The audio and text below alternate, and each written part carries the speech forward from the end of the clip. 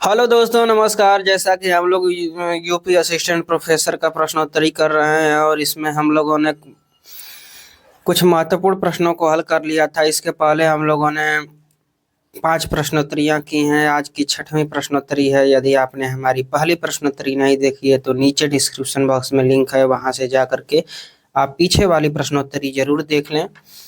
इसके पहले हम लोगों ने प्रश्नोत्तरी संख्या 6 को हल किया था, जिसमें 11 प्रश्नों को हम लोगों ने हल कर लिया था।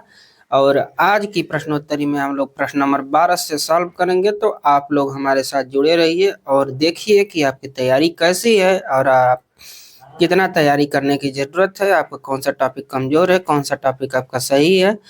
तो आइए, आज का हमारा पहला प्रश्न रहेगा कि हिंदी गद्य में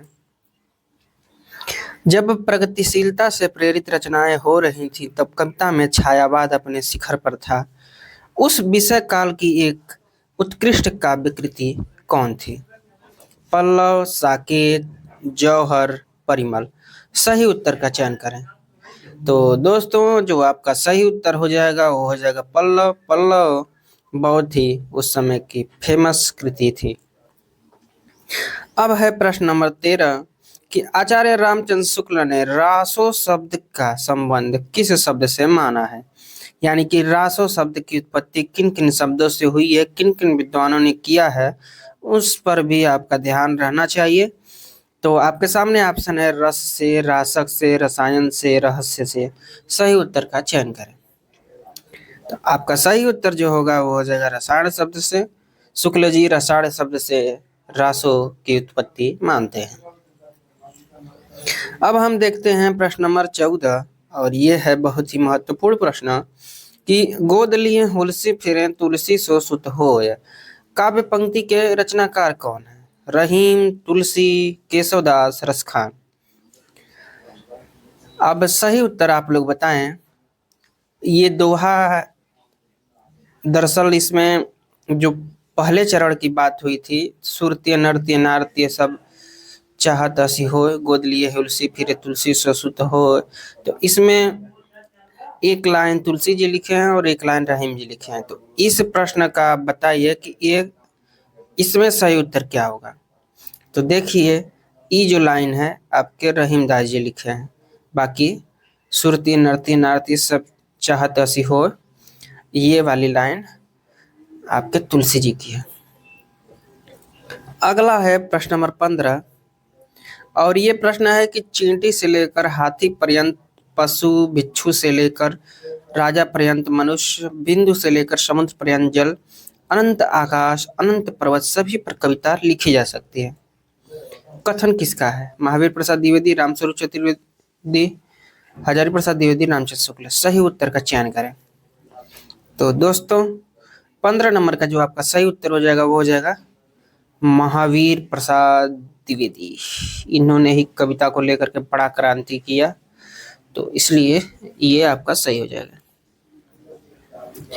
अगला प्रश्न 16 नंबर और ये प्रश्न है कि निम्नलिखित में से कौन सी विशेषता रीति मुक्त काव्य स्वच्छंदतावादी काव्य की प्रमुख विशेषता नहीं है? शैल्पिक चमत्कार प्रदर्शन, सब प्रकार की रूढ़ियों से मुक्ति, व्यक्तिपरकता, भावावेग का उच्छल प्रभाव।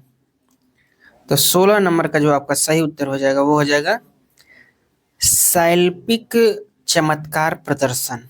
ये रीति मुक्त में नहीं था, ठीक है। बाकी सब प्रकार के रूढ़ियों से मुक्ति पा गए थे सब।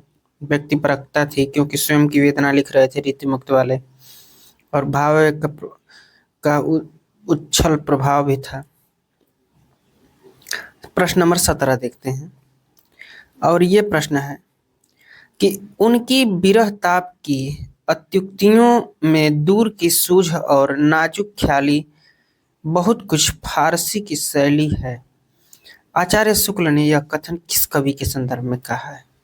बिहारी, जायसी, सूर, तुलसी। सही उत्तर का चयन करें। तो 17 नंबर का जो आपका सही उत्तर हो जाएगा वो हो जाएगा बिहारी। बिहारी में विरह ताप की अत्युक्तियों की में दूर की सूझ और नाजुक ख्याली बहुत कुछ फारसी शैलियों में मिलती है। प्रश्न नंबर 18 देखते हैं कि रीतिकालीन कवि केशवदास का अलंकार पर आधारित ग्रंथ कौन है? विज्ञान गीता, रतन बावनी, रसिक प्रिया, कवि प्रिया। 18 नंबर का सही उत्तर बताइए। तो आपका सही उत्तर हो जाएगा कवि प्रिया। जो कवि प्रिया है ये अलंकार पर ग्रंथ है। 19 नंबर प्रश्न, राधा कृष्ण के प्रेम को लेकर कृष्ण भक्ति की जो काव्य धारा चली उनमें लीला पक्ष अर्थात बाह्यार्थ विधान की प्रधानता रही है। कथन किसका है?